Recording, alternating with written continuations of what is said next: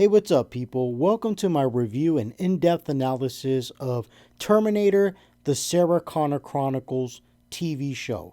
Season 1, to be exact.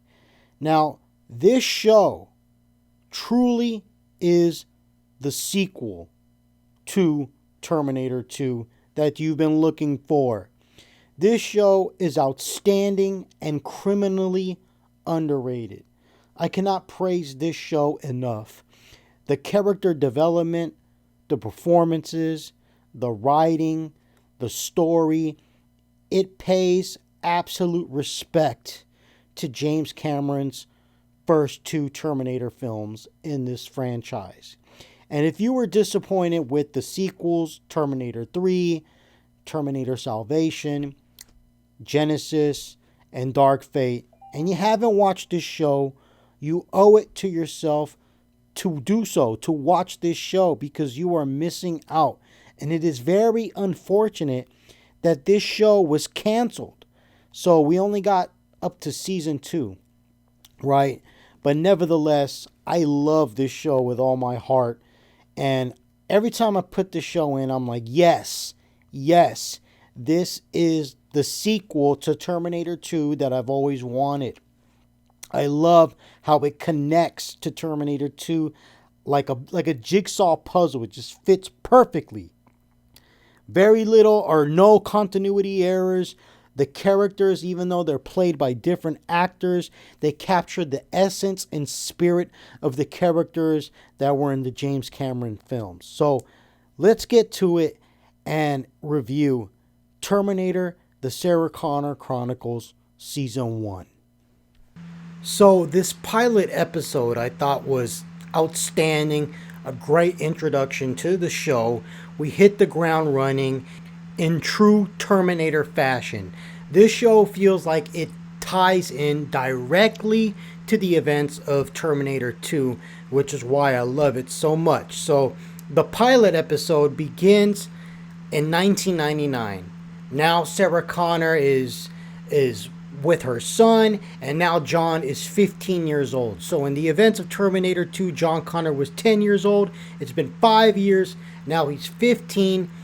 John and Sarah have been basically living on the run, and the episode opens up with a nightmare sequence. So Sarah Connor's having a dream that the police are coming after them. They're being hunted by the police. Then all of a sudden, a new Terminator appears. And I will say it is kind of refreshing that the new Terminator is not another Arnold Schwarzenegger. I love Arnold Schwarzenegger, but it's interesting to see other faces, right, play the T-800s. So John tries to get away, but he's shot dead. And Sarah pleads to the Terminator not to kill her. She's like, kill me. There's nothing else matters anymore.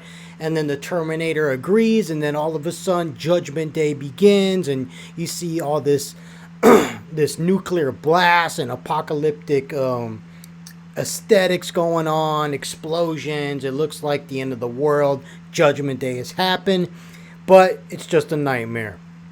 And you see right away that Sarah is in a relationship, has a fiance with a guy named Charlie. However, for some reason, we know the reason. It's that Sarah doesn't feel safe no matter what. And I thought that was a very powerful exchange between her and John. And you see it continuously throughout this entire show. And it's also kind of sad. And it's no one is safe. Iterates this on Connor over and over. We are never safe. No one is ever safe. And you actually see the ramifications of living like this and being a young teenager living like this in the show. The psychological impacts of always living in fear, right? But this first episode establishes that right away. It establishes that Sarah is instilling that belief in her son. No one is ever safe. So Sarah and John decide that they're not safe, and it's probably a result of these visions that Sarah's having. So she decides to break up with her fiance, Charlie. She doesn't want to live a normal life, and to basically just take off and go live in the middle of nowhere. So they go to some hick town in New Mexico, and John meets this girl named Cameron, who is a Terminator, right? And I'm just going to be honest, like I said in the introduction, when I first saw this, I rolled my eyes. I said, a young teenage looking Terminator, this is ridiculous, this is cringeworthy, this will never work. I dismissed this show. However, when I came around to it and finally gave it a shot, man, Summer Glau plays Cameron in such an amazing way. She truly is convincing as a Terminator, as a cyborg. Not in the same manner as, say, Arnold Schwarzenegger, but she does an outstanding job. She comes across she comes across very creepy, right? And we're going to get into that. But one of the attributes that I particularly love about Summer Glau's portrayal of Cameron is how she never blinks. She trips me out, right, with this non-blinking thing. And she does an amazing job playing Cameron, who was named after James Cameron, right? So it was kind of a tribute to him to name this character Cameron, right? So John goes to this new school. He meets Cameron, doesn't know she's a Terminator yet until this substitute teacher named Cromartie shows up.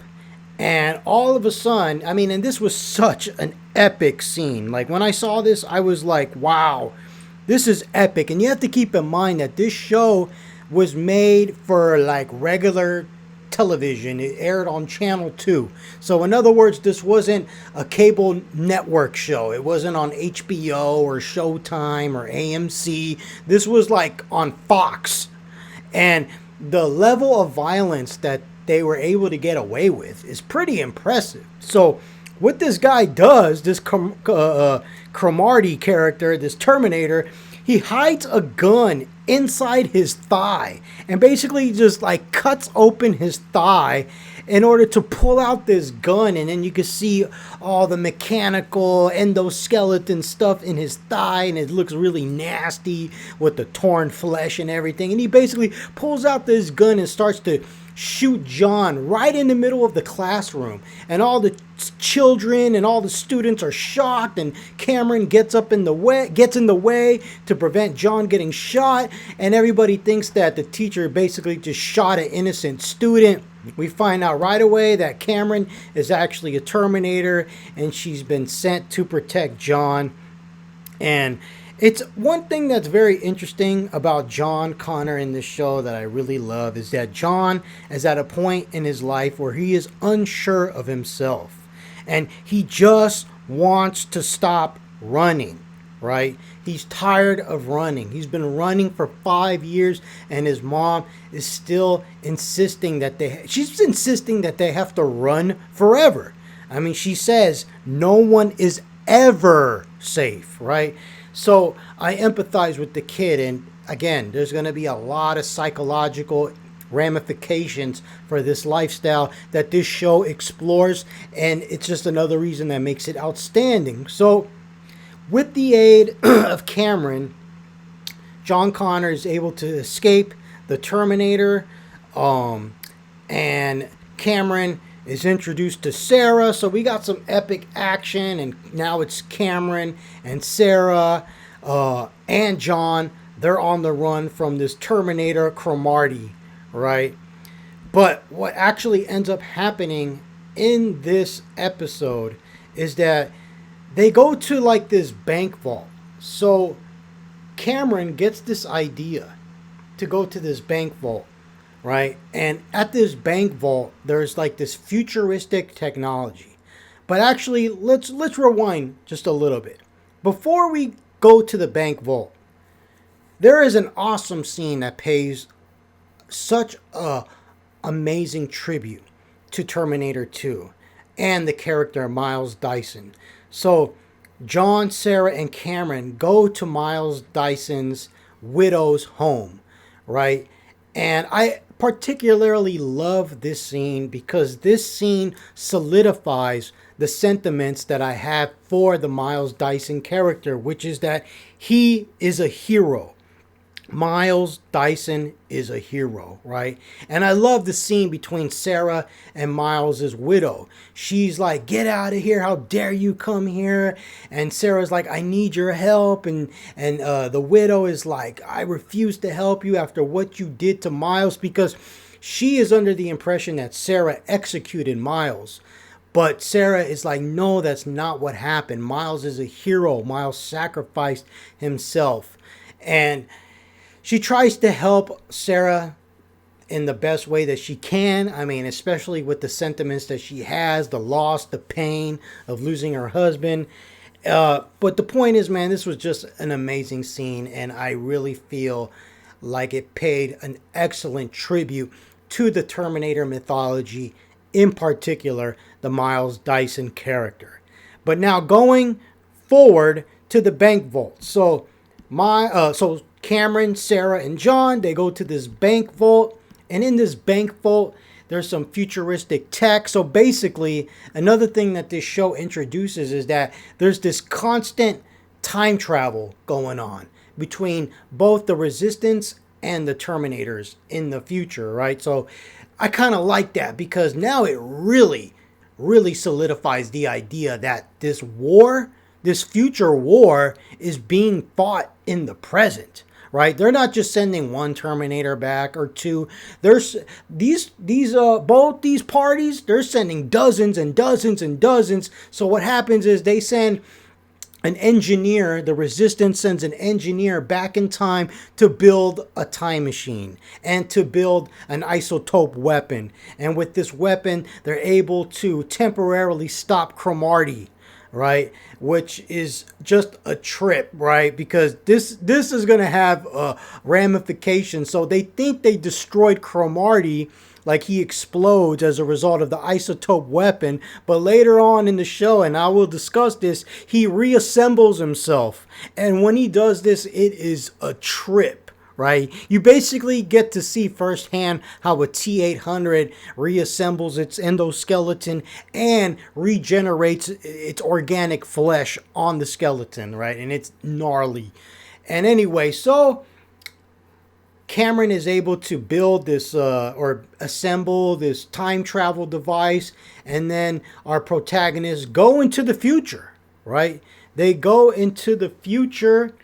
They go into the year 2007, and when they are sent into the future, they end up right in the middle of a Los Angeles freeway, completely naked. Because you got to remember, you cannot wear clothes or take any belongings or objects with you in the time travel device. So now our heroes are in the year 2007, and the reason why they did this was because it was the only option left to them in which they didn't have to keep on running, right? So that was why they chose this option. They were tired of running. Sarah and John, tired of running. If they did this, then they could chill for a little bit, not worry, because they finally are almost 10 years disappeared out of the public eye. No more running from police and no more running from Terminators. But there's still that sentiment, and that is no one is ever safe, right? So right away, I thought this pilot episode was amazing, and the rest of the show is excellent as well. Now, the next episode is another one that I absolutely adore and think is just amazing. So in this episode, we got the return of Enrique from Terminator 2.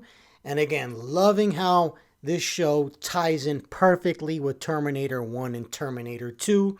Another thing about this show is that we learn these little details that mean so much. Like, for instance, we learned that this is the 23rd time that John and Sarah have had to change their identities. And you can only imagine how hard this is for John Connor, having to do this for the 23rd time. And John is just tired of it, right? Tired of running. And I can only empathize with the character. So now, another thing that we learn in this episode is that this war that's being fought in the present for the future it's not just one Terminator being sent back or one Resistance fighter being sent back. They're sending back dozens, if not hundreds. And that's another thing I love about this show. It's building lore and it's consistent, right? So our heroes, they go to this Resistance hideout and they see that all the Resistance fighters are dead. However, one of the Resistance fighters playing dead is actually a Terminator, and then you got an epic fight between Cameron and this Terminator.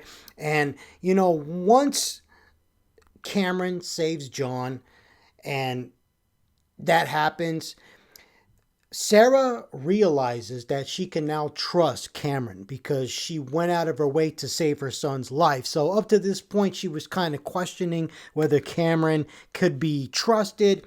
But once Cameron saves John Connor's life, she begins slowly trusting Cameron, right? And I thought that was a nice little subtle detail in the show, right? Now, another thing that we learned in this episode is that Cameron only takes orders from John Connor, but not the John Connor of the present, the John Connor of the future, which I thought was very interesting. So it's not like the previous Terminators where Arnold Schwarzenegger's T-800 took instruction from young John Connor. This is an entirely different thing going on. Another interesting detail that happens in this episode is that Cameron tells Sarah that she died. So she tells Sarah that she didn't make it and that she died because Sarah was initially very upset because the whole point of jumping into the future was to stop running away. And the second they go to the first Resistance hideout, there's a Terminator waiting for them. She's like, what the hell was the point of doing that? If here we are again, there's Terminators waiting for us and all that. And then in that argument or that moment where she's ranting to Cameron tells her that she died. So I thought that was very interesting because now Sarah Connor has knowledge that she passed away and didn't make it, right? And it's also a little subtle nod to the Terminator 3 timeline. Even though I'm not a big fan of that movie, I thought, it's cool that it paid a little bit of tribute to that. And then in this episode, Sarah and Cameron and John, they need to change their identities again. So they go to Enrique, who is the character from Terminator 2 that was Sarah's comrade, the person that was holding the arsenal for her. And basically Enrique has retired now. So Enrique, he's no longer into crime and all that stuff. So he refers Sarah to his nephew, right? And there was a really brilliant moment where Enrique's nephew and Sarah, they're negotiating price, and Sarah's like, that's way too much money. And then Enrique's nephew is like, well, that's the consequence of the fallout from 9/11. And then Sarah's like, what's 9/11? What is that? And I thought that was awesome, right? And then Enrique's nephew has to tell her about 9/11 since she wasn't around for that due to the time jump. So I thought that was pretty cool, right? And she's shocked. And it illustrates that even though Sarah and John were able to stop Judgment Day in Terminator 2, that humanity is still at war with itself, right? And she compares 9/11 to Judgment Day. She says that if she had seen it, she would have thought that this was it. She would have thought that was the beginning of Judgment Day. So I thought that was excellent writing right there. Other interesting things that happened in this show is that you got this detective named James Ellison that's basically been hunting Sarah, and since there was that time jump, he's under the presumption that she's been off the grid or disappeared altogether, but now he knows that she's returned because there was camera footage of the whole time jump and Sarah and John and Cameron appearing naked in the middle of the highway and all that stuff. So now he is fully aware that Sarah is back. So that's another interesting detail. And another thing that's important is that John, he goes to see his mom's ex-fiance, the one that she basically abandoned in the first episode. And I don't know why he went there, but for just based off the sentiments that John is expressing throughout the show so far, I mean, he's just tired of running. He wants a father figure. He wants a normal family, right? And this was kind of like him basically playing with that idea. But even though he went to go see Charlie Dixon, it didn't go down in a nice way, right? Because he pushed him away, he took him down.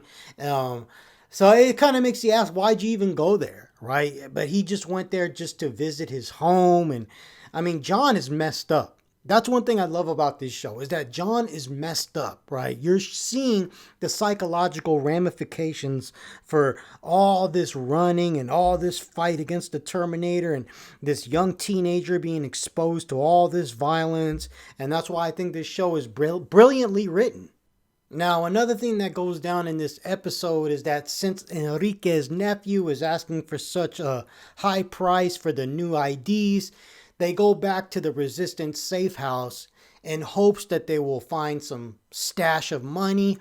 And they do. However, it was protected in a way that if a Terminator possibly touched it, it would deliver some kind of electric shock, which it does to Cameron, and Cameron gets incapacitated momentarily.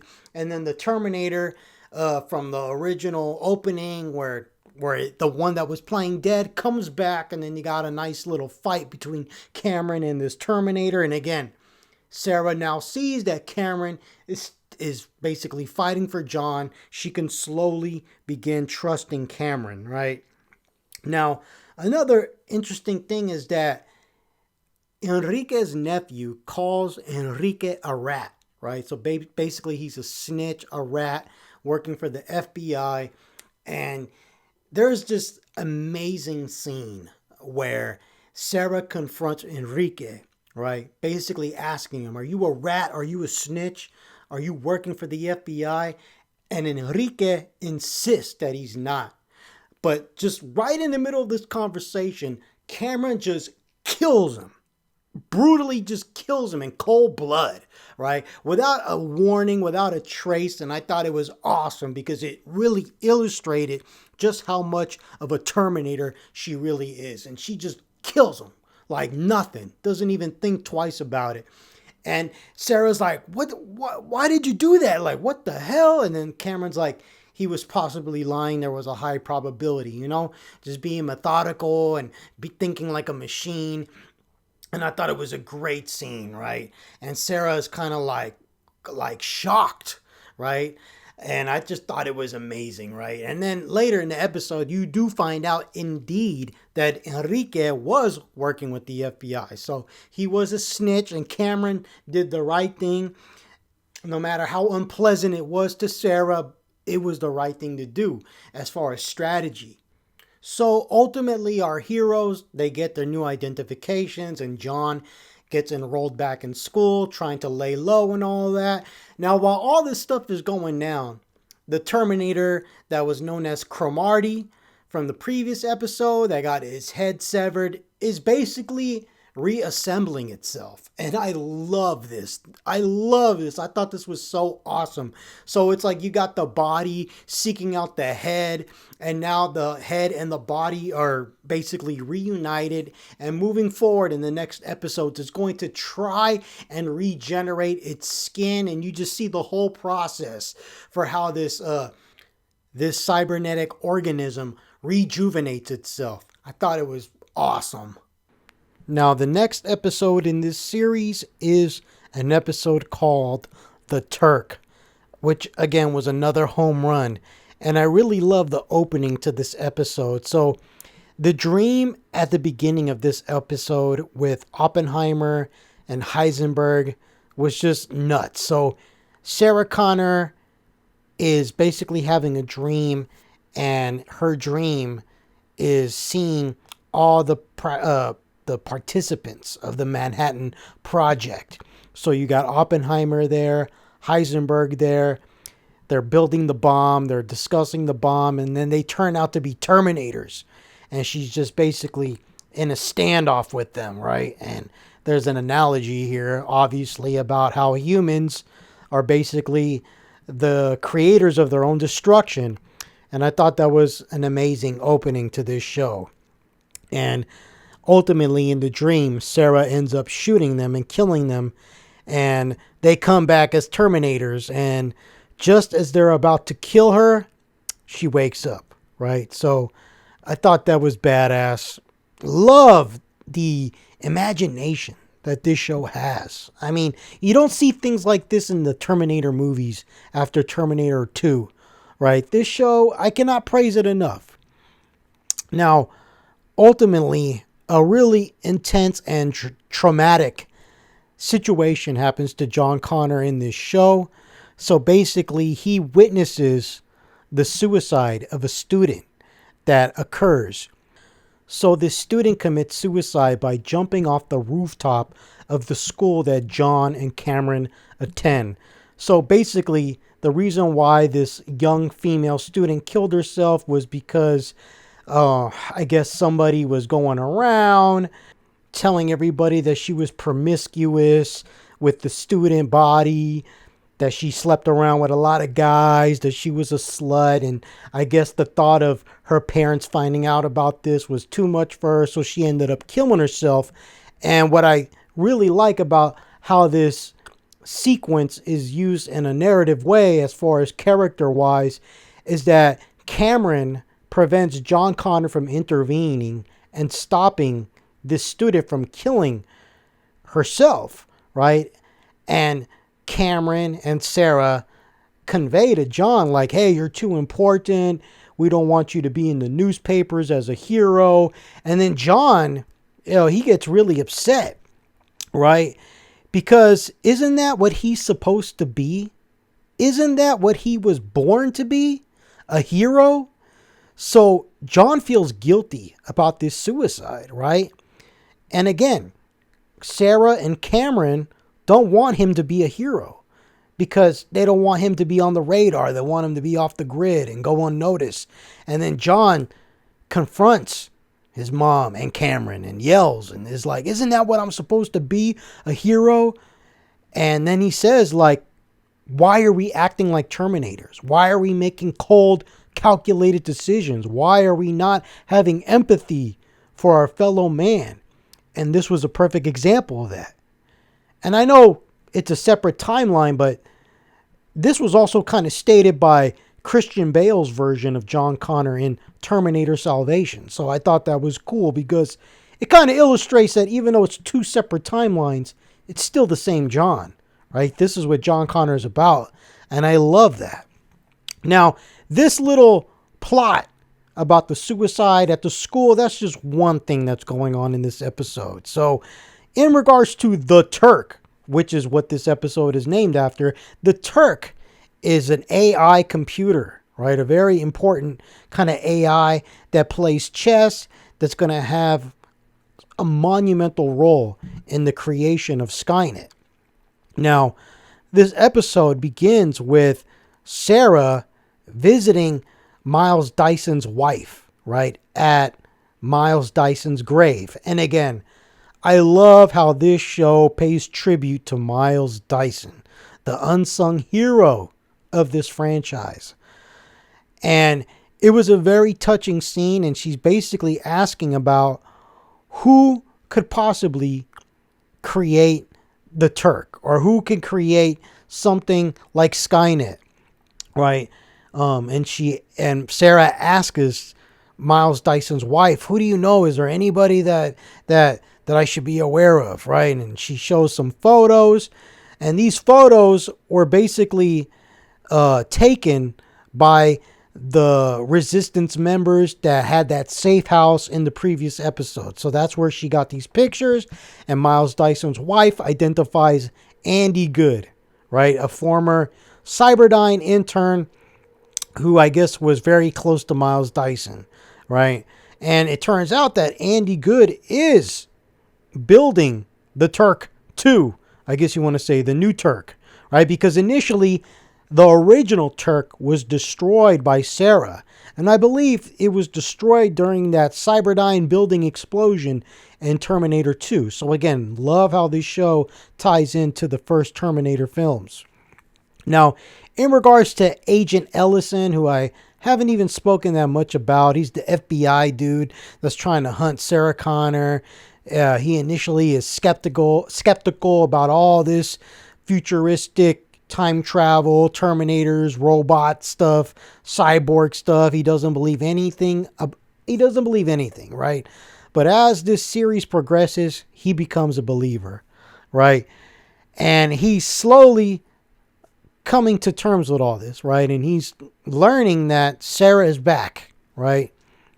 And Agent Ellison is convinced that somebody came back to that safe house from the previous episode and that it's tied in with Sarah Connor, right? Now, another thing that I love, absolutely love about this episode is seeing that Terminator go through such great lengths to try and regenerate its skin. It's fascinating and absolutely insane at the same time. That scene where the Terminator, who is basically just trying to, again, regenerate its skin, trying to rebuild itself. It's already assembled its head and body back together. But that scene where the Terminator shows the scientist the equation for the sustainable epidermal growth rate was so awesome. This show is so underrated. When I see scenes like this, I'm like, why do Terminator fans not fully embrace this show? You always hear this shit from Terminator fans. Oh, the only good Terminator movies were Terminator 1 and 2. That's it. That's the series for me. That's the franchise. Everything else is trash. You're missing out, friend. You need to check out the Sarah Connor Chronicles, because the Sarah Connor Chronicles is just as good as Terminator 1 and Terminator 2. Now, it turns out that Agent Ellison is starting to make a connection between Enrique's nephew and the whole Sarah Connor stuff. And the reason for this is because of 3 phone calls that occurred between Enrique and his nephew Carlos on the day that Enrique was killed. But again, Carlos denies everything, and he subtly infers that Enrique was a rat, a snitch, an informant with the FBI, which we all know is true. And remember that Cameron killed Enrique like it was nothing, right? Now, in regards to this Andy Good character, Andy and Sarah end up kind of going on a date because Sarah goes to investigate. Andy Good sells cell phones, and they get kind of close. Sarah's able to see that Andy is a good kid. He's a young adult. He's a good kid. He's not a malicious person. He doesn't know what he's doing as far as possibly creating Skynet or leading to its creation. And ultimately what happens, though, is that Andy's house gets burned down, right? And in that house was the Turk, right? And I guess I know that this was absolutely an attempt to destroy the Turk computer in an attempt to prevent the emergence of Skynet. And then we see this kind of mysterious figure lurking around Andy's house, which is obviously going to be an important character in the upcoming episodes, and is obviously the person responsible for destroying Andy's house. And I just want to quickly say something about Cameron, right?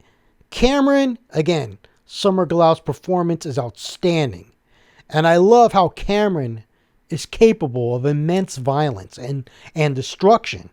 Yet, at the same time, she also possesses a sense of loyalty and protectiveness towards John that sets her apart from other Terminators that we've ever seen in this entire franchise. It's a fascinating dynamic that keeps the audience guessing, and it's one of the best things about this series. Now, at the very end of this episode, we have one of the most epic moments in Terminator history for me, and that's when that the robot eyes of the Terminator. So basically, you see the Terminator rise out of this pool of blood and flesh after working with that scientist in an attempt to regenerate its skin, and you see basically the Terminator rise out of this pool that's just nasty, right? Well, it's not, I call it a pool, but it's really the bathtub of this scientist, but it rises out of it, right? And you see all this flesh that has no skin and it's just slowly being regenerated. And then you see the scientist, the doctor, whatever, come and use a knife to cut the slit open in its eyes. And then you see the Terminator red eyes light up, and it was just nasty looking, man. Those gore effects of the unfinished skin with the robot eyes for that Terminator was so disgusting and so awesome at the same time. I love that scene. And then it's inferred, well, actually it does happen. This scientist gets murdered by that Terminator. He obviously can't leave a witness alive, right? So that's how this episode ends. And again, outstanding episode. And this Terminator, who is going to have a name, Cromartie. Cromartie is going to be a force to reckon with soon enough.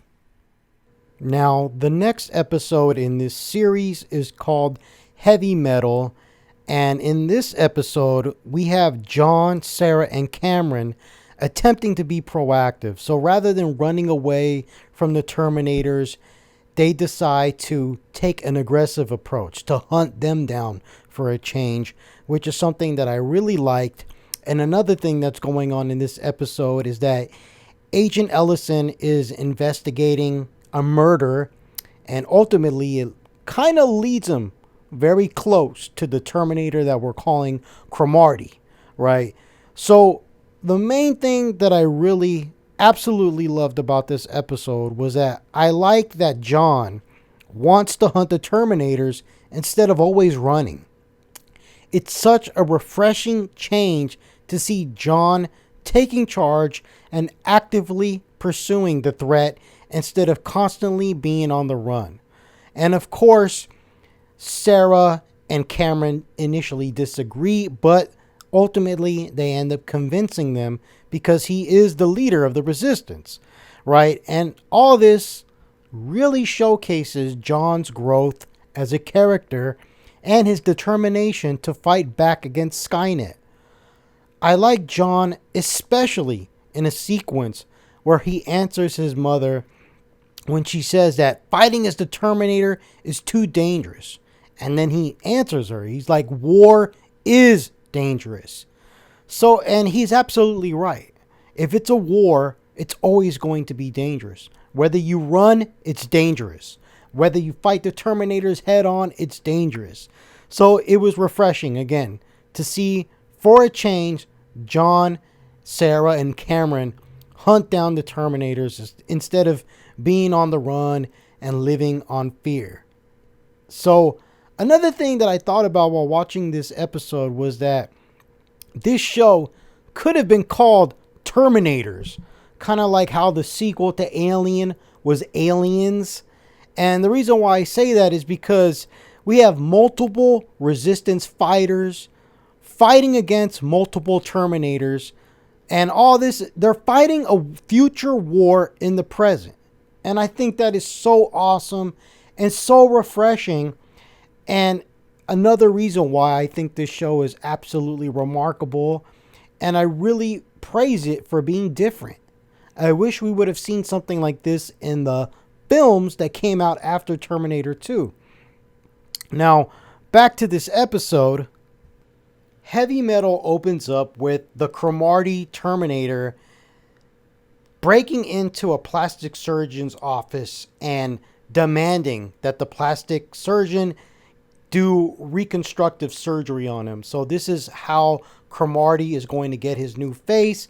And ultimately what he does is he bases his new face off an actor, right? A washed up actor that nobody knows about, right? And this is all going to tie into the investigation with the FBI agent Ellison. Now, while that's going down, Cameron is able to illustrate to John and Sarah that Cromartie survived the explosion at the bank vault. And she does this by showing surveillance footage that basically shows his head go through the portal, the time travel portal that Sarah, John, and Cameron went through. And initially, Sarah is like, what does this even matter? It's just a head. But then Cameron insists that it's still a threat because the chip, the Terminator's chip, is still intact, and that the Terminator is basically programmed to reassemble itself. So it's an extreme threat. And this all leads down to the conversation of not running away, which is proposed by John because initially Sarah wants to run away again, get new identities again, and this would be like the 20th time that John has ever done this in his life, and he's getting tired of it, and he just knows that running away won't solve the problem. It's time to fight. Now, another thing that Cameron brings to the attention of Sarah and John is news footage of an arson that took place in Oakland, and basically a shipment of a precious metal that's involved in the creation of the endoskeletons, which is what the Terminators are based off. So basically, because of this arson, the shipment is being rerouted to Los Angeles, and Cameron insists that this be investigated, and John as well, because of the fact that this is the precious metals involved in creating the endoskeletons, which is the Terminators, right? And then once John ties this proposal in with the notion that they have to act first instead of running, Sarah reluctantly agrees. But ultimately what happens is that they go to the dock to investigate, and they're right. There is a Terminator. However, this Terminator is not Cromartie, which they initially thought it would be. And it turns out that it's an entirely different Terminator. And then we have some moments of suspense because John accidentally gets stuck inside one of the trucks, and then he gets stuck in one inside one of the garages with the Terminator. And there's a pretty suspenseful scene where John has to take a key off a Terminator that's on standby's neck, right? So he has to literally go up to this Terminator and quietly and carefully take the key off the Terminator's neck without waking it up from its standby state. And yeah, that was a great scene. So ultimately what happens is John is able to escape. But before that actually happens, there was a great moment that involved Sarah. And she loses track of John, right? So John had his cell phone, and she was tracking John when he accidentally got stuck in the truck with the Terminator's men, who they don't know. These men that work for the Terminator, that is in charge of the metals, doesn't know that they're working for a Terminator. They don't know that they're working for a Terminator, in other words. And John gets stuck in this truck, and she's tracking John through this GPS, and John accidentally breaks his phone, and John is lost in the eyes of Sarah. And this is one of the few times in her life that she loses control of John, and she freaks out, and she's having moments of despair. And I really like this, right? Because it was finally a moment where Sarah lost control of John. Like, it's not a good thing. However, it's going to be an eventuality. She cannot always keep track of John, right? He's eventually going to grow to being a man. And to see her react like this, it just shows the reality that one day she's going to have to face it, right? She can't always keep track of John 24 hours, 7 days a week. But ultimately, she's able to track John and find John, and they're able to get out of the situation with the help of Cameron. And it's an important thing to note that the warehouse that they were going to where they ultimately make the big escape with John, that is going to be the future site where the Terminators are going to be built. And this was stated by Cameron, right? So a lot of interesting stuff going on in this episode. Now, in regards to Agent Ellison's investigation, he basically knows something is wrong, right? He knows that this murder that took place at the plastic surgeon's office is somehow tied to this actor who is now basically the Terminator, Cromartie, but things don't match up. Things don't add up, right? Fingerprints, the short duration of time that it took for him to get this new face without scarring, the FBI, Agent Ellison's superiors at the FBI are basically laughing in his face, right? And laughing behind his back, thinking that all his theories are stupid, they're ridiculous, get out of our office kind of mentality. But nevertheless, Agent Ellison knows that something is up, and he knows that this actor, who is really the Terminator, Cromartie, is at the center of it, even though there's no forensic evidence to tie it together. Now, another thing that I really liked about this episode was how Sarah kind of narrates it with this analogy about a golem, right? Which is a character. Basically, it is a character from Jewish folklore, right? And I think I want to say that it's almost like I compare it to like Frankenstein's monster, right? So these golems, artificial humans that are created from clay by powerful rabbis. And again, the analogy here is how humans created Skynet and the Terminators, how in some legends the golems are bad and some they're good. And you could see the analogy with Cameron, who is a good Terminator because she's been programmed that way. And then you have the analogy of all these Terminators that are hunting John and trying to create Skynet because they were programmed to do so, right? Interesting stuff. More reasons why I love this show. Now, the next episode in this season is called Queen's Gambit.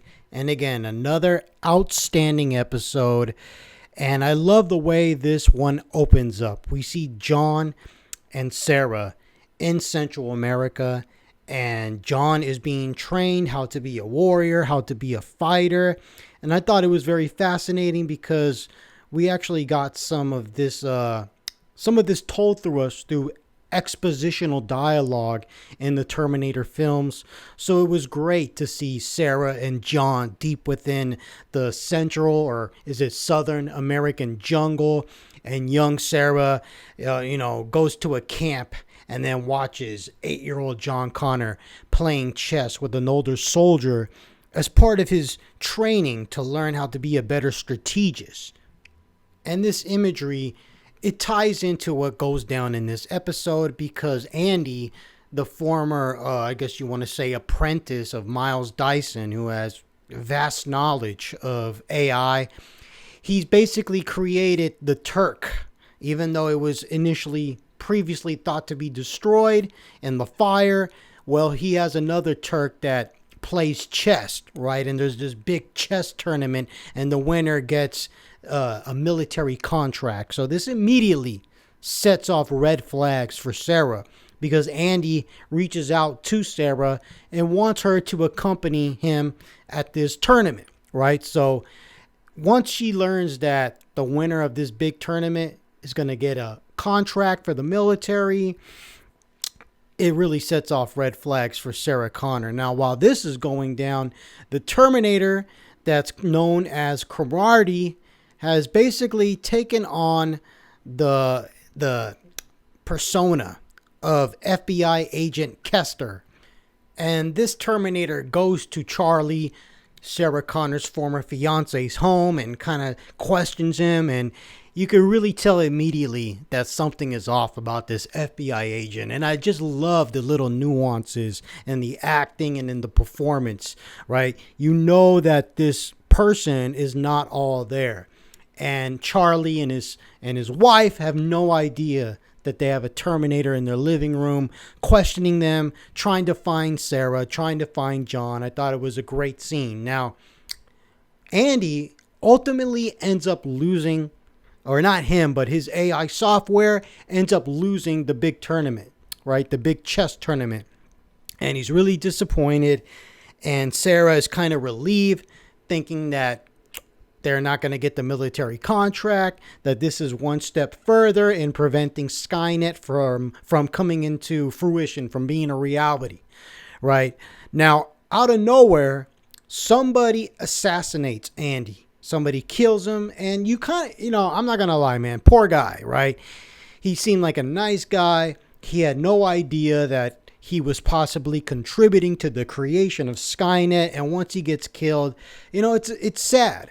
And Sarah mourns Andy, and I thought this was a very, very significant contrast between the Sarah that we saw in Terminator 2, right?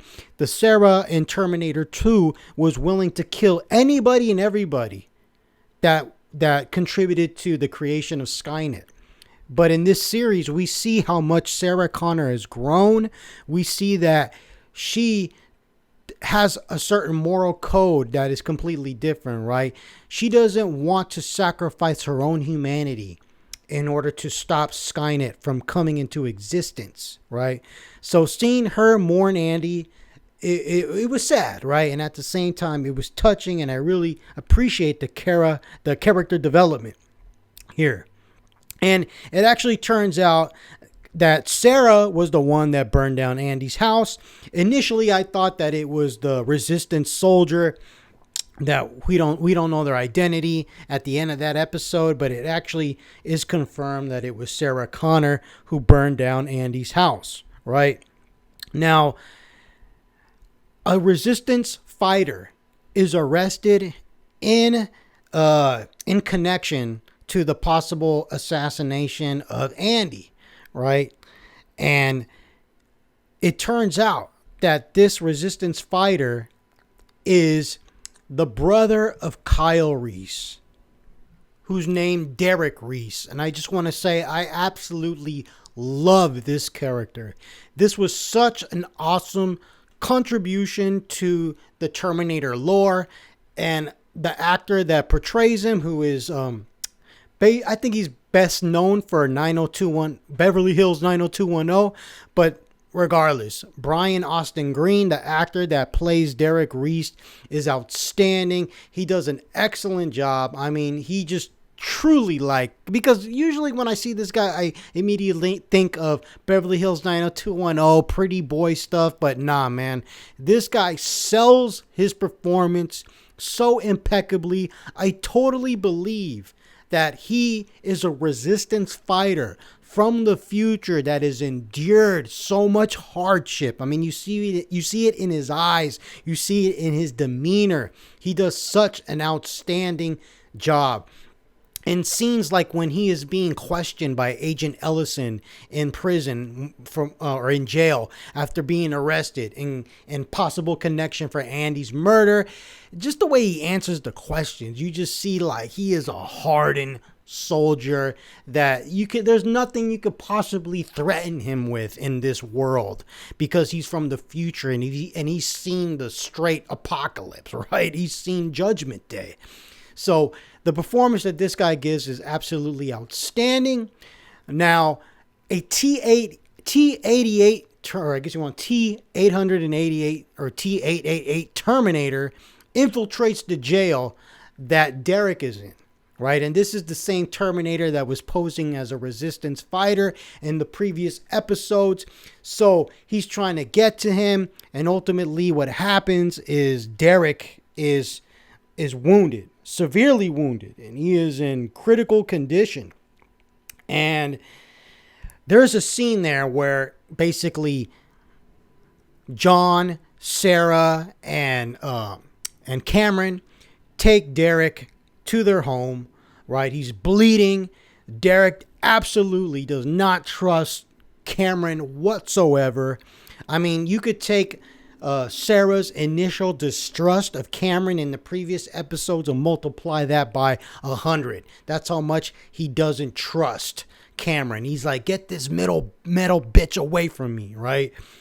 And he's bleeding, he's dying, and John is like, what, he's like, what's the big deal? It's not worth to, because his mom, Sarah, is ready to go to the hospital and kidnap a doctor. And John is like, what the hell? This is irrational. What is going on? And he's like trying to plead with her not to go. But in the scene where Sarah tells John that he's your uncle, John does a complete about face and it's like, okay, yeah, I know what to do. He takes off, and then at the end of the episode, he brings back Sarah's former fiance, Charlie, and it's a shock to Sarah and it's a shock to Charlie, right? And that's how this episode ends, right? And I just thought it was a great episode, right? Absolutely outstanding episode. And the thing is, Derek doesn't know that John is his nephew. So he has no idea that his brother is the father of John, right? He doesn't know about the whole time loop and all this manipulation of time travel and all that, right? So there's definitely going to be some drama in the future episodes, and you are going to be looking forward to that. And my thoughts when I saw John bring Charlie into the room in order to save Derek was just, oh my God, man, this can only end tragically.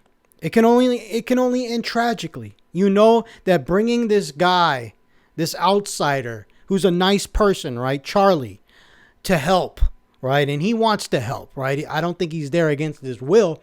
You know, just bringing him in is going to end in tragedy for both him and his new wife, all right, or his wife, right, because he never got married to Sarah. So that's how that episode ends. Again, another outstanding episode. This series is amazing. Now, the next episode coming up in the series is called Dungeons and Dragons.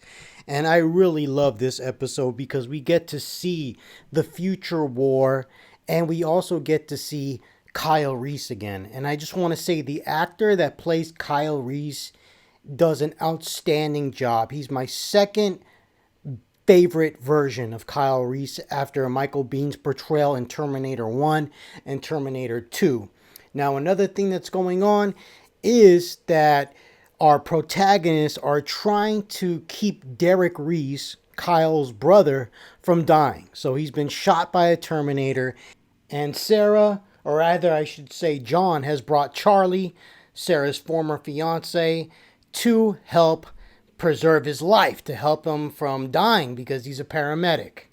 Now, another notable thing about this episode, which I thought was remarkable, was the way how the producers of this show depict the future war.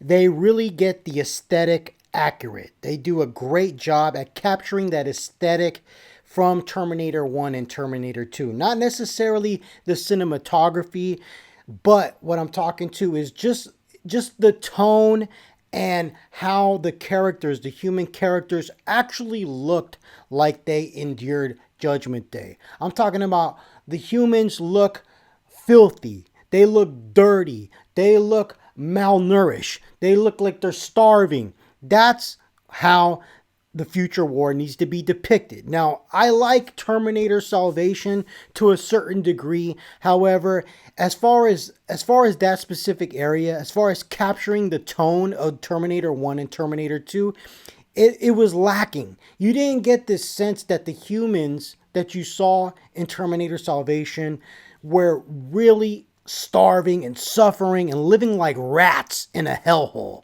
right? But they do a remarkable job in this series capturing that vibe, and I really appreciate that.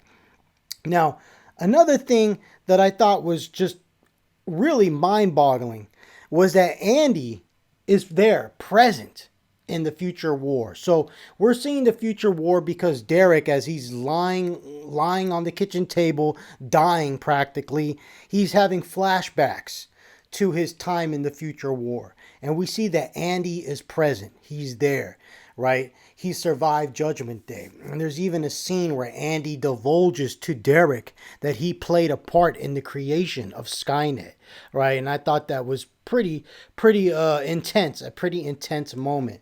Now, another thing that I found very interesting was that Cameron doesn't know that Kyle Reese is John Connor's father. So I thought that was very interesting. Now, when we see this glimpse of the future war, it's kind of difficult to comprehend what exactly is going on. So our protagonist, Derek, and his comrades, they get separated from Kyle Reese. We have a brief little moment, brotherly moment between Kyle and Derek, which I thought was great. But then Kyle goes on a different mission and Derek ends up getting captured, right? And him and his comrades are taken to this house. And then there's this weird thing going on with jet engines. Like you see Terminators hauling jet engines.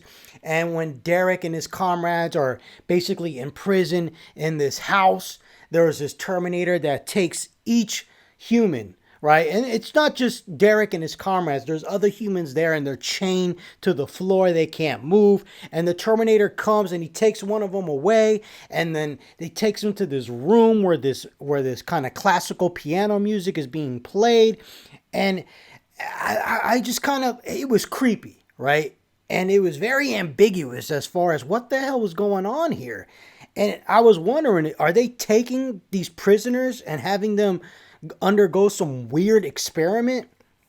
Really, I thought it was really strange because the prisoners are taken, brought to this room where the music's playing, and you don't really see what goes on in this room, right? But when the prisoners are brought back, they're just entirely incapacitated, right? Almost like they're sedated. They're totally out of it, right? And like I said, the Terminators are using jet engines for something, right? And then here in this house, while Derek and his comrades are locked up, and one of these comrades is Andy, he tells Derek that he built Skynet, right? And basically, just out of nowhere, Derek and his comrades are like they're released, right? The experiments end or the interrogation ends. So I presume it was an interrogation. It ends, and it did turn out to be an interrogation because their initial hideout, where we saw that moment where Derek and his brother Kyle had that little brotherly moment, the hideout where that scene took place is completely destroyed. And we see the burned photo that Kyle Reese had in Terminator 1 that burned in his flashback from that movie, right? So I really like that we're tapping into the lore that was set down in the first Terminator movie, right? And you see that burned photo of Sarah, and you ask yourself, is this tying into Terminator 1, right? And we find out that Kyle's missing, and now, while that's going on, and you gotta remember that this is not necessarily going on. This is a flashback, right? So when we talk about what's actually going on in the present in this episode, Cameron has to dispose the remains of the Terminator, right? That shot Derek. And again, Summer Glau does an outstanding job at being creepy as hell, right? And she's just really creepy, right? It's amazing how she looks so like part of your brain is like, I'm sexually attracted to her because she's a beautiful woman, right? But then another part of your brain is like, holy shit, she's creeping me out. I'm like completely revolted. I feel revolted by her, right? Like a revulsion. I feel this revulsion towards her. But at the same time, I feel this allure, right? And she does an outstanding job at conveying that. Now, there is a really great scene in the future flashbacks or whatever, and that's when Derek runs into Cameron, right? So he runs into Cameron, immediately can tell that she's a Terminator. He flips out, And all this time he's trying to find out what's going on with Kyle. Where's my brother? Where's my brother? And then he finds out that John Connor sent him on a special mission. But then when he runs into Cameron in the future flashback, he flips out, right? And then the other members of the resistance that are present say, look, no, she's on our side. She's on our side. And he's completely dumbfounded at that notion. He's like, what do you mean she's on our side? She's a Terminator. And then they explain to him, the resistance explains to him that John is reprogramming Terminators to be on the side of the resistance. And he is just totally against the idea. He thinks it's absurd. He thinks it's wrong. He just can't believe it, right? And then we get this amazing scene that really is like a flashback to Terminator 1 when this random Terminator is able to infiltrate the human resistance base, and he just starts just literally annihilating every human being that he could see. Well, the same thing happens again, except this time this Terminator didn't infiltrate. This was a Terminator that was initially programmed to be on the side of the resistance, and just for no reason whatsoever decided to turn against them, right? And all this chaos is going on, and Cameron ultimately ends up being the one that puts that bad Terminator down. And then she just says to Derek, like, sometimes they go bad. No one knows why. And then it's just like, what? Oh, man. I mean, talk about edge of your seat suspense, right? And not only that, but this is just further reason. This is just going to cause greater anxiety and paranoia for Derek. And now you see why his reaction to Cameron in the present, when he's shot and bleeding and he sees her and he's like, get that metal bitch away from me. Now you fully understand why he's reacting like that. I mean, him seeing her and him going into that state of panic while he's shot almost killed him. So his panic while he was shot almost killed him. That's how scared of Cameron he is. Or more so, like, that's how scared of the notion that they can't be trusted he is, right? And another little dark attribute that goes on in this episode is that Cameron, she's supposed to destroy the remains of that Terminator, right? By basically melting it in acid or using thermite to just basically melt the metal, destroy the remains, right? So she tells Sarah Connor, I destroyed all the remains. However, at the very end of the episode, you see that she keeps the chip of the Terminator, right? So we know right there that Cameron lies. She has the capability to lie, and she is lying, right? And another thing, Sarah says her fate was made when John was born, and that she is not trying to change her fate, but John's. So I thought that was interesting, and I thought that was a very nice expansion upon the whole, no, there's no fate but what we make, right? So she concedes that she can't change her fate, but she can change John's. So I thought that was very touching. Also, we see that Derek, going back again to a flashback, Derek sees the time travel device. So Derek is just kind of like, what the hell was going on?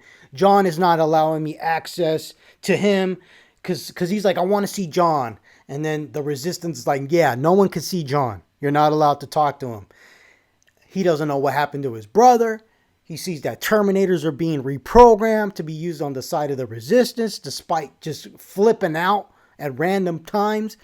And he's just kind of frustrated, to say the least. And then he is shown the time travel device. And he is told that his brother was sent back, right? And it's also, confirmed here that Derek gets sent back, so he's given on this mission. And then we finally see, because it was ambiguous up until now, we finally confirm that it was Derek who killed Andy, right? And then it all ties in, because initially when Andy told Derek that I'm responsible, I'm part of the one that created Skynet, the way that Derek kind of like emoted when that information was given to him, it was kind of like you weren't sure whether he believed him or not. And even if he did believe him, you weren't sure how upset he was at the news, right? But now you see that he took that at face value, went back in time and killed Andy, right? He took him on his word and killed him in an effort to prevent Judgment Day from happening. So another outstanding episode, easily. Now, the next episode, called The Demon Hand, is one of my favorites because we get to see Dr. Silberman again, who was the psychiatrist from Terminator 1 and Terminator 2. And when we encountered this character, he does a complete 180, and I thought it was awesome and fascinating. So we have two important things going on in this episode. One thing is that our protagonists are looking for the missing Terminator hand that was basically ripped off when this Terminator was going after our protagonist. So it's really important that they find this hand and destroy it, because they don't want somebody else to come across the technology and try to reverse engineer it, and thus creating Skynet. Another important thing that's going on in this episode is that Cameron has been assigned to find the Turk. So it turns out that Agent Ellison is the one that actually has the hand of the Terminator. And I really like that we get to revisit Sarah Connor in the asylum, which we saw in Terminator 2. And the way that we revisit this is by seeing Ellison watch old footage of Sarah in the asylum, basically flipping out, right? Now, again, Cameron has been assigned to find the Turk, right? And this means that she specifically has to find Andy's Russian partner, who helped in, I guess you want to say, engineering the whole chess match that their AI lost to in the previous couple of episodes, right? Now, this leads Cameron to befriend, or try to enroll as a student in this Russian partner's sister's ballet class, right? And here we get this opportunity to touch upon how different the Terminators are from humans as far as having a soul and spirit. And I thought it was fascinating. And other things in this episode they kind of touch upon some religious analogies, which I thought were very fascinating. So basically, the ballet teacher is the sister of the guy that Cameron's looking for, right? And this guy is the Russian partner of Andy, right? So supposedly he ran off with the Turk. We're trying to find the Turk. Now, Sarah basically breaks into Agent Ellison's home in an attempt to find the hand, because it's basically found out that Ellison has the hand. But when she breaks into his home, she comes across all the old dossiers and footage and VHS tapes of her being interviewed by Dr. Silberman. And she takes some of the tapes. Now, when she takes these tapes, she brings them home, and John Connor comes across one of the tapes. And he watches this tape, and he's deeply hurt by what he sees in this footage. Because what he sees is that Sarah surrenders all her parental rights. So he's under the impression that Sarah stopped being his mother, or wanted to stop being his mother, and he sheds tears. And for a major part of this episode, he doesn't want to talk to her. He doesn't want to explain what's going on. She could definitely sense that something's wrong, but he doesn't want to tell her. And it's not until she puts two and two together and finds out that he saw this footage that she understands why he's upset. Now, John thinks that Sarah basically gave up too easily. He thinks that she gave him up too easily, right? But there's a reason as to why she did what she did, which is explained at the end of this episode. Now, one of my favorite favorite sequences in this entire show is when Dr. Silberman and Ellison meet. And Silberman drugs him, right, by putting something in his tea or his coffee. And Silberman, we start to slowly see, and I thought this was so awesome, we see that Dr. Silberman is now a believer, especially after what he saw in Terminator 2, right? And I love how Silberman is a believer now. And Silberman thinks that Ellison is a Terminator, and he stabs him in order to prove that he's not. He wants to see if he's mechanical, if he feels pain. And I thought this was awesome. And we even get this little sequence where Silberman recollects the events of Terminator 2. And this is such an amazing recollection. This is such an amazing scene. And he describes the T-1000 as having like this face of mercury and being perfect, right? Almost beautiful. And then he recollects Arnold Schwarzenegger in Terminator 2, how he reached his hand out to him like God in the Sistine Chapel, and he says, "Come with me if you want to live." And the way that the actor delivers this performance, I will honestly say that I like this actor more than the original Silberman, just because of what he brings to the table and how he's able to convey this religious analogy. You can see that he truly feels like he experienced something divine right there, and I thought that was awesome, right? Now, jumping back to what's going on with Cameron, it turns out that the defeat of the Turk during that chess match against Andy's AI versus the Japanese AI, it was rigged by the Russian brother of the ballet teacher, right? And it turns out that this Russian partner of Andy sold the Turk, right? And so now that leads our heroes to a dead end, and now they got to find out who the Turk was sold to. And ultimately, what happens is Cameron gets the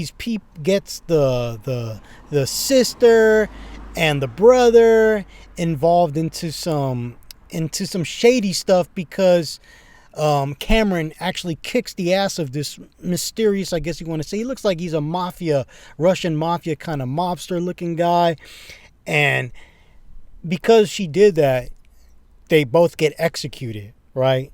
And Cameron walks away cold. She doesn't care. It's a cold, calculated decision. She sees no problems with the sister and brother getting killed, because that's going to tie up all the loose ends, right? So Silberman, after he basically drugs Ellison again, takes the hand and he tries to kill Ellison by burning down his own home with Ellison tied up in a chair. So clearly, even though Silberman is a believer now, he is truly insane, right? He's gone insane, right? And ultimately what happens is Sarah Connor comes to the rescue, comes to Agent Ellison's rescue, gets the hand, and there's this scene where Silberman and Sarah cross paths. They come face to face with each other after so many years, right? And it is such an outstanding moment. You're curious as to what's going to happen. And Silberman says he's sorry. He apologizes for not believing her, for not believing everything she said in regards to Judgment Day and the Terminators and Skynet and how AI is going to take over and all that. And then Sarah Connor says, apology accepted. And she punches him in the face, knocking him out.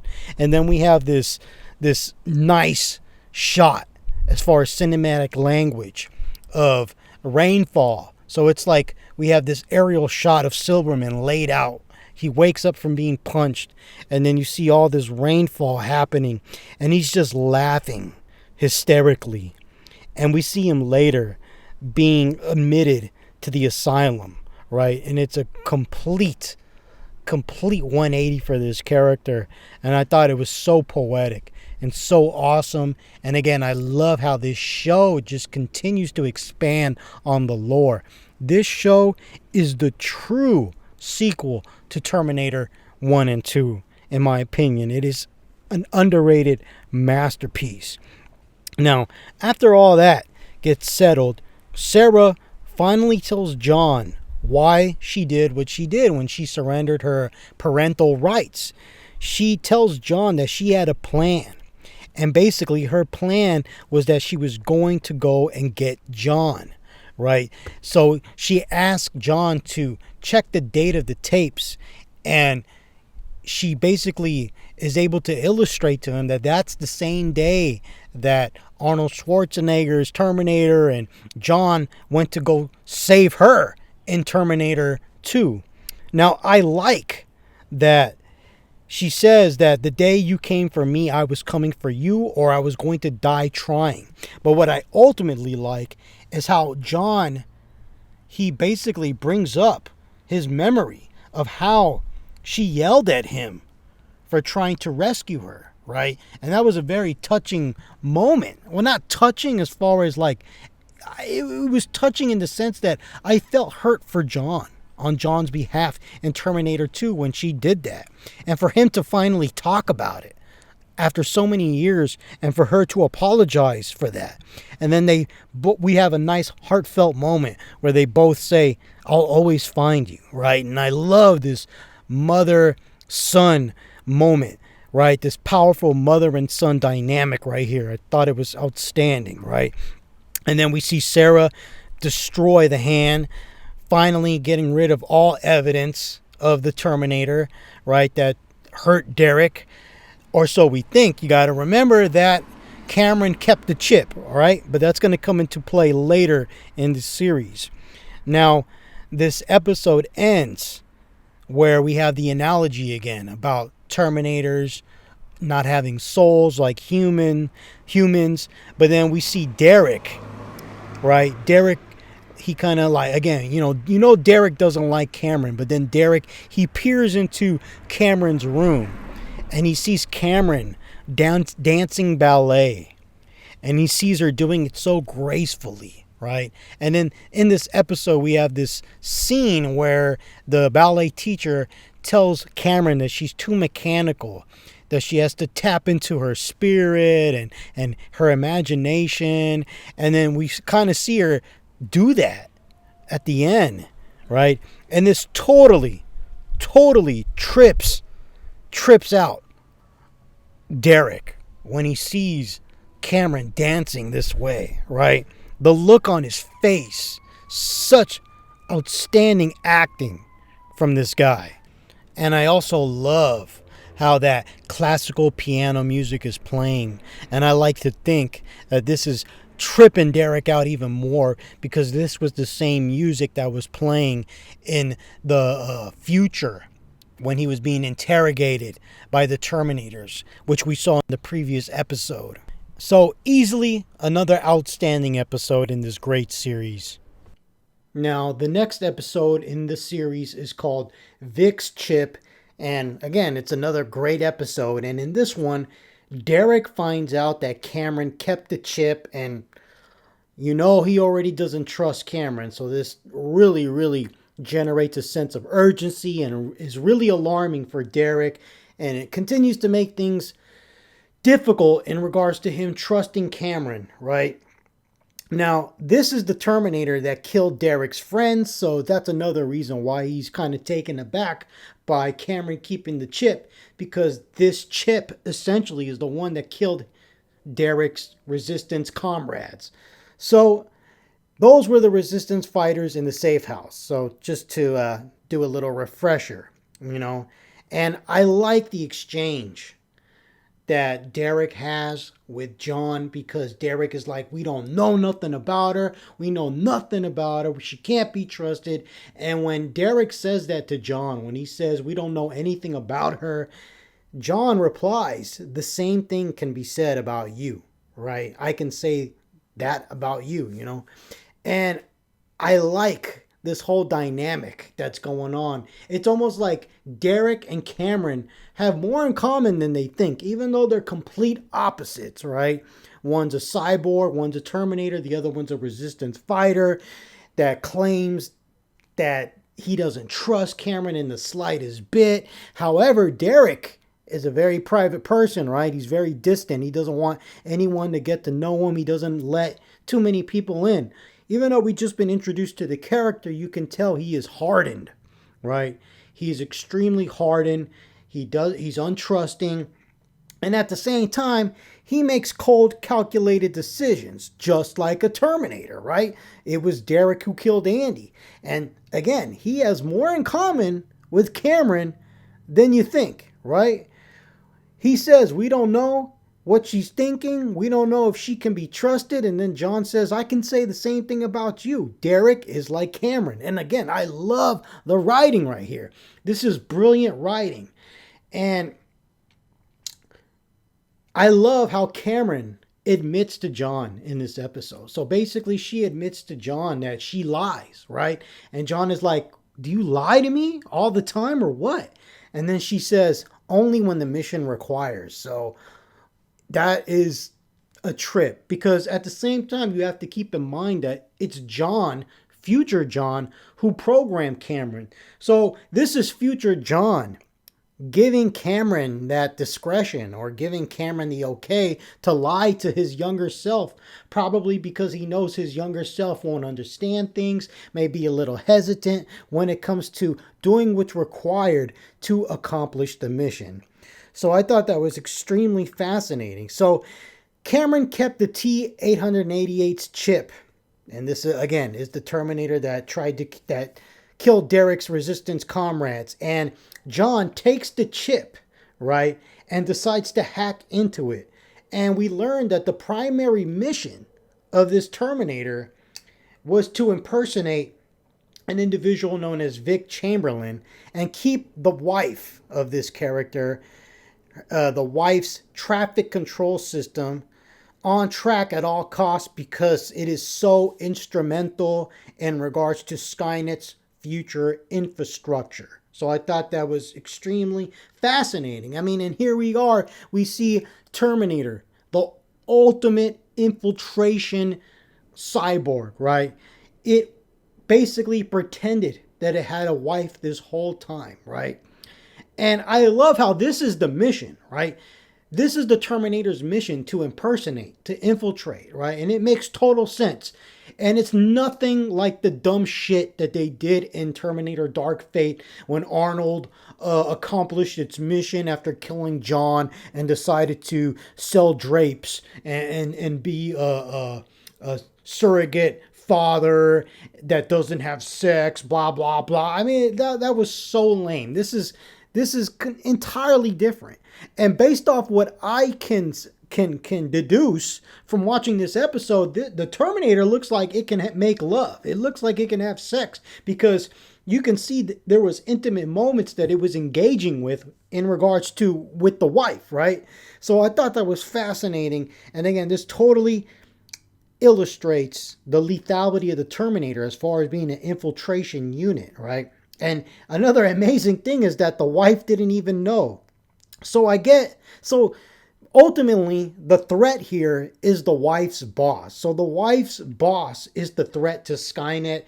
She wants to basically deter whatever traffic control project that she had going on. Anyway, the wife's boss wanted to put it to an end. Now, another interesting thing that goes on in this episode is that Derek learns from the chip that it was another resistance fighter that followed him to the safe house and led to the death of his fellow comrades, not Cameron. So this whole time, he thought Cameron was up to no good, was being deceitful, and followed him to the safe house and led to the death of his fellow comrades. It turns out that's not the case. And as a result, he starts to develop a little bit more trust for Cameron, just a little bit. Now, in regards to what's going on with Cromartie, he begins to search various schools, high schools, in an attempt to find John. and he almost gets him, right? He goes to the correct school, but Cameron is able to be savvy and smart and use John's friend to stand in for him. So when Cromartie looks at him, and supposedly this is supposed to be John, but he's really scanning John's friend, and he comes to the conclusion that it's not John Connor, it's a different person, right? But John, the real John, is literally like right down the hall, and all this is going on, and Cameron doesn't even tell him, right? So again, here we are illustrating that Cameron can utilize deceitfulness in order to protect John, right? And it creates kind of a conundrum as far as how far can we go as far as trusting Cameron, right? Now, back to the Terminator that's infiltrating the whole traffic systems and stuff like that. Now, the wife is ultimately killed by the Terminator, which was kind of unfortunate and kind of shocking because all this stuff is being shot POV style, right? So it's kind of disturbing because you're in a POV position and you're seeing the wife get murdered, right? Now, it turns out the importance of this whole traffic system thing that Skynet is really interested in, that's really important to Skynet's infrastructure, is that it's all about traffic surveillance. So that is brilliant as far as I'm concerned, right? Because Skynet wants eyes everywhere, right? Now, John, we could see that John is getting really sentimental in regards to Cameron. So Cameron starts acting a little weird, right? And this is where the show becomes really fascinating for me, in my opinion, because the relationship between Cameron and John, it has such a unique and complex dynamic to it, and it wasn't even really delved into that much because the series got canceled, right? So there's a lot of open-ended stuff, right? Open-ended questions. But I think based on the evidence that's present, we can make some conclusions as to what is going on with Cameron and John. So you see John kind of acting weird, but you definitely see Cameron. She's acting weird, and you're like kind of like, is she attracted to him? But that's impossible. She's a machine. And if she is attracted to John, it has to be part of the programming, right? And then you see John getting kind of weirded out, but at the same time, you see John getting much more sentimental, right? And also, he's not only just getting a little sentimental about Cameron, he's becoming more sentimental about the value of human life as well. Because he says to his mother, do all these people have to die so that we can win? And the fact that people have to die in general just for him to achieve his objectives, it doesn't sit well with him. On top of all that, he has to acknowledge the fact that he's supposed to be some great leader, almost like the Messiah, and that doesn't sit well for him either, right? Because he doesn't look at himself like that. He feels like a normal person, even though he knows he's not a normal person as far as being on the run and being a terrorist, essentially. But I'm just saying he's not an egotistical dude, right? And that's why John is such a great character. Now, one interesting thing that I really liked about this episode is that John deactivates Cameron because he was unable to hack into the traffic control system. And when he did, the chip almost went back online. Like the chip almost gained consciousness as a Terminator and almost really fucked some shit up over here. But John was able to shut it down. However, as a result, John had to deactivate Cameron and use her CPU in order to hack into the system at the main control point, which wreaked havoc on the system, right? And that was the whole point, because you don't want things to be utilized for Skynet, right? Now, despite everything I just said, Derek still doesn't trust Cameron, right? And it's at the end of this episode that Sarah finds out that Derek killed Andy, right? And boom, again, Derek is just like Cameron, because Derek lied.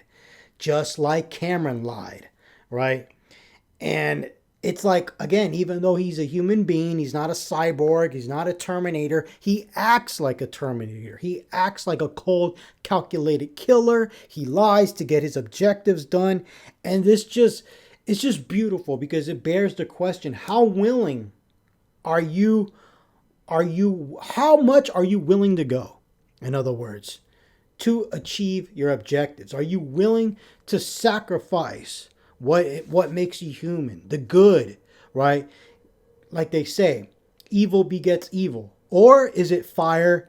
You got to use fire to fight fire, right? I mean, these are great questions, and one reason why I love this show, because it makes me think like this. It gets me on that level, man. Now, Derek tries to get drawn to destroy Cameron's CPU. He doesn't trust her, so he tries to get John to destroy the chip, but John refuses, right? And coming back to Derek lying to Sarah about killing Andy, because Sarah had a fondness for Andy, right? Even though they weren't lovers, she had a fondness for him. He was a young guy. He didn't need to die. He didn't need to die. All he needed was to not create the Turk, right? And he didn't need to die.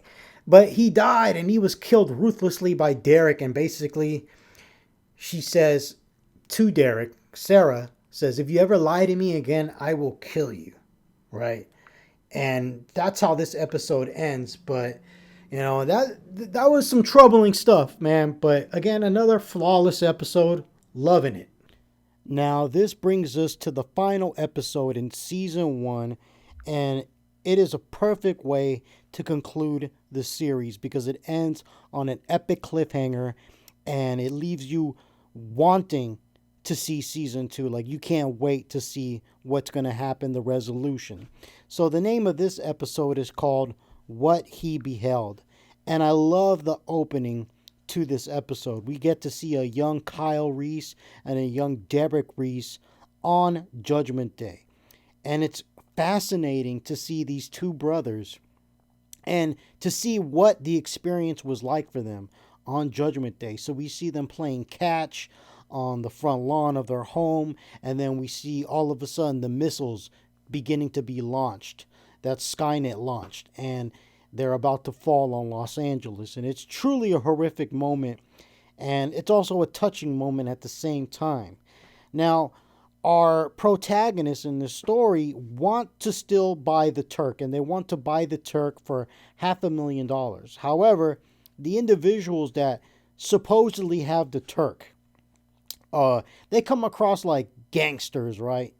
And they go to Enrique's nephew's house, and the leader or supposed leader or the big head honcho of these guys takes a sword off Enrique's nephew's wall and stabs him with this sword. And I thought it was a pretty violent and horrific way to end this guy's life. And it was total badass moment, right? But these guys are the shot callers, and they're asking for $2 million for the Turk, or they're going to snitch Sarah and John to the feds. So they know that they are wanted by the feds, and they're going to use that as leverage, right? So they're asking for $2 million, not $500,000, and this is going to be a major challenge for our protagonist to get this money. Now, ultimately, this Turk boss, or the dude that you think is the boss, is killed by Derek, right? So what happens is they supposedly get this money, or majority portion of this money, and when they go to meet the guy in order to set up the deal, there's this conflict going on, and Derek kills the Turk boss, right? Or the person that we think is the big boss, and the one that's calling all the shots.